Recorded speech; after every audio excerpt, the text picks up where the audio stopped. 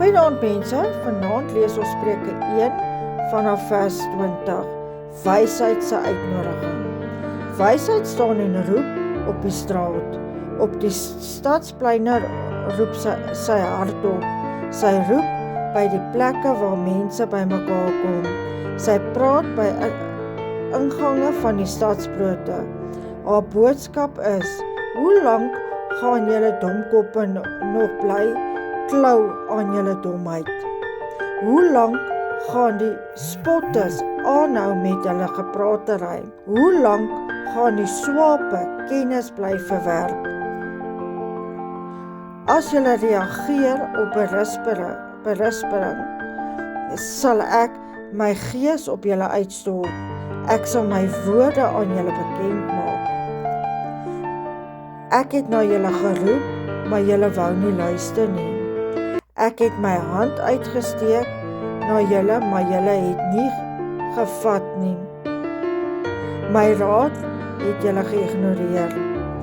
Julle wou nie toelaat dat julle reg gehelp word nie.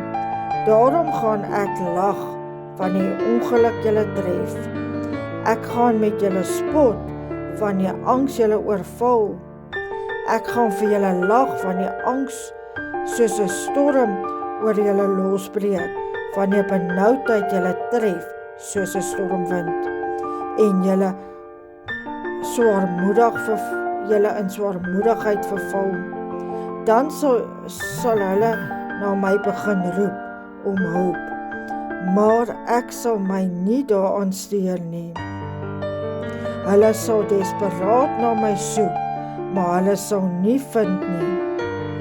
Van kennis wou hulle mos niks weet nie. Respek vir die Here wou hulle mos nie beloon nie. Hulle het die raad geïgnoreer. Omdat ek wou reg help, het hulle my mos verag. Hulle sal moet sluk van die gevolge van hulle optrede. Hulle sal maar moet saamleef met die gevolge van hulle eie dade. Dwaase draai van my af weg na die dood toe. Die gekke sy dwaling kos hulle die dood. Die hulle self voldaanheid word die dwaase vernietig. Elkeen wat na my luister sal veilig wees. Vir die rampe hoef hy nie bang te wees nie.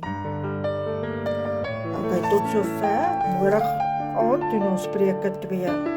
Ek sal bly wees as julle hierdie video 'n like kan gee, as jy hom 'n share kan gee vir iemand wat dit nodig het, en as jy voel dat jy nie meer 'n dwaas wil wees nie, en jy wil wysheid bekom,